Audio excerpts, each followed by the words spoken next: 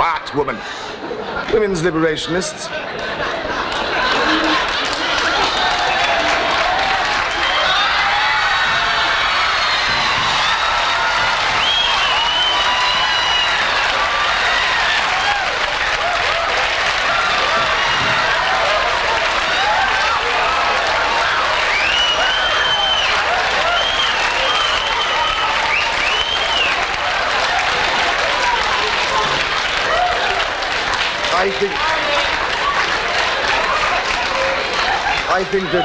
I think that women's liberationists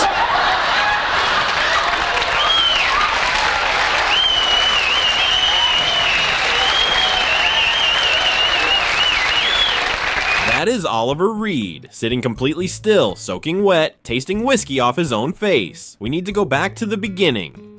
1975, Oliver Reed is a British film actor, charming, theatrical, and famous for saying things on live television that make producers reach for the phone. Tonight he is sitting next to Shelley Winters. Shelley Winters has opinions. This was always going to end badly. It starts in the first 2 minutes. Carson mentions Americans tend to be intimidated by British people. Reed has a theory about why. I'm intimidated by the British. Why is that? You know, most Americans, and I've said that on the show before, seem to be intimidated by English people in general. They feel a little, I guess, insecure. I don't know. Most of them, you see, we made love to. Most of them. I would have remembered. You've forgotten. No, I don't know why. I think it's a myth. I think it's very polite. I think America is an amazing country simply because it's comprised of a mosaic of European culture, do you understand? Yeah. And people that came to America, it seems to me, because they thought that they were either economically or socially or religiously persecuted. And they came and they made a happy place of it. Right. Some of them behaved themselves and some of them were quite loud. We have a great mixture here. What, I would have remembered. But you forgot, sweetheart. Give me your hand. We do know each other. One written in Sour Misfortune's book. Carson has been on television 20 years. He has no answer to that. That's the Oliver Reed problem. He says things with such complete confidence that responding feels like the strange option. Then Reed explains his appearance. He's grown a mustache for a new film, or rather, part of one. You know, I'm playing a colonel in my next film, and this is why I look extraordinary. And I combed my hair, and I thought... You look like Hitler. Excuse me. That's why I didn't recognize you. Do you know that Hitler was an Austrian, and most Prussians and British are very close, and that's why we fought each other. Mark my words. So anyway, you're doing the colonel. So I'm playing a colonel. I thought, I don't know what to do. But actually I went into half this is pencil, because I've only grown it for 4 days. It proves I'm not terribly virile, but they penciled it in. And I was going to... I remembered.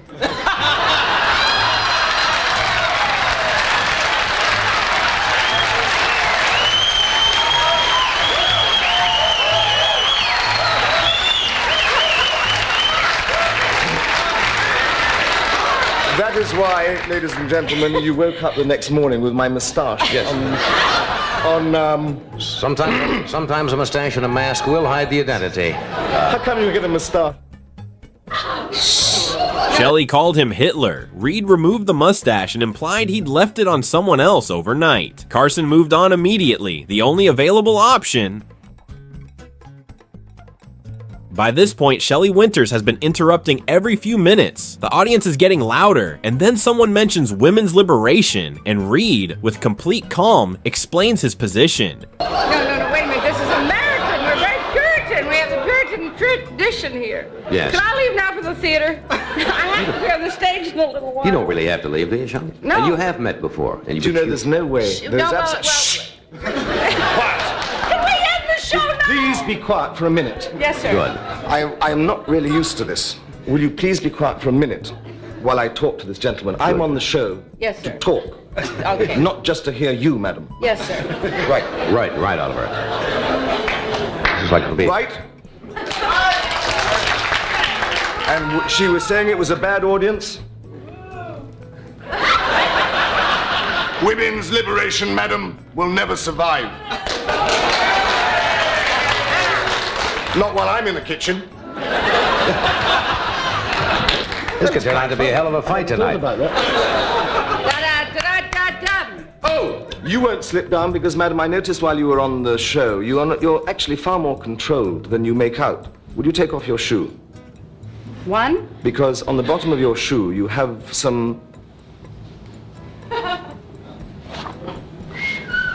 I bought them in England. Do you know why that's on there? Do you know why? So she won't fall over.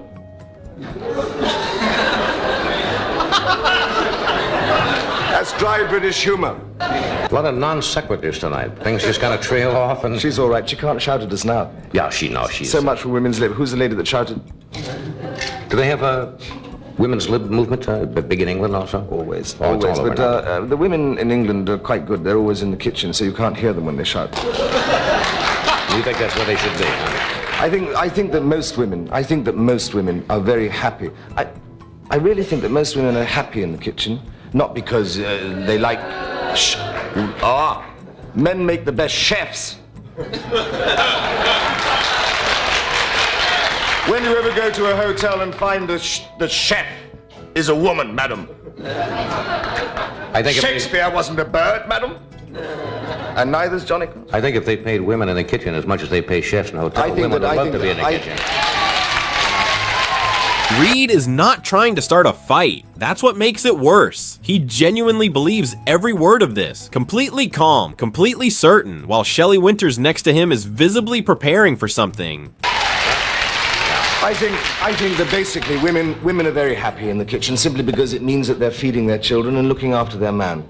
I think that the time arises when a woman is put out to work. And I think then when she comes back and says, oh, I've had a heavy day, and the husband arrives at the same time, that's a bad deal because then they're going to fight who's going to cook and who's going to wash up. Yeah. I think that a woman's place is looking after her man and her children, and I think a man's place is to look after her, to protect her, and provide her with a little warmth. I really do believe you have it. For 2 minutes, Reed lectures the studio about women's liberation. The calmer he gets, the louder the room becomes. Carson raises his hand to speak 4 times. Reed doesn't notice. Shelley Winters is holding her drink, and then... The old-fashioned concept, right? Yeah, but it's fairly sweet. I mean, the women's liberationists, if they thought about that... Shh! Quiet, woman. Women's liberationists...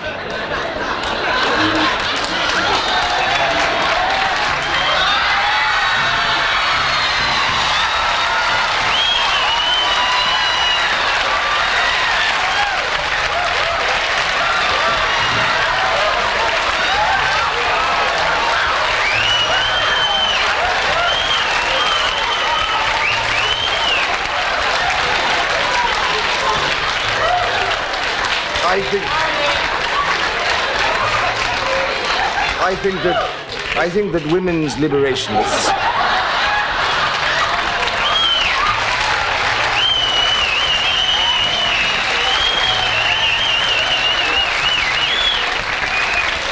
Now that's what is known as savoir-faire, when you can continue. I think that women's liberationists sometimes do extraordinary things. I don't think that, in actual fact, that it gives them much armament to their cause. I mean, the fact that I have been smothered in whiskey, and it is whiskey, I can taste it, pays no cause to the lady. There are going to be a lot of people on this program that will laugh at that, and there will be several who will probably be quite indignant. I'm not indignant, because this is indicative of the bad manners of a lot of chauvinist ladies.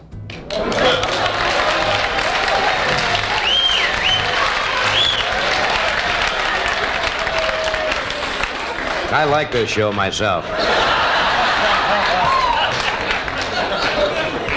But then And I shall stay here until it dries. I hope you just lick it off. If Ed was here, he'd help you clean up. We'll take it.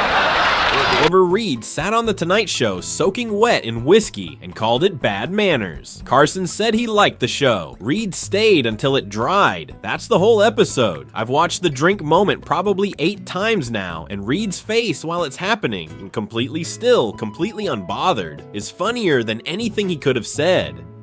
The mustache, the kitchen comments, or the drink? Which moment got you? Drop it in the comments. And if you want more nights like this one, hit subscribe.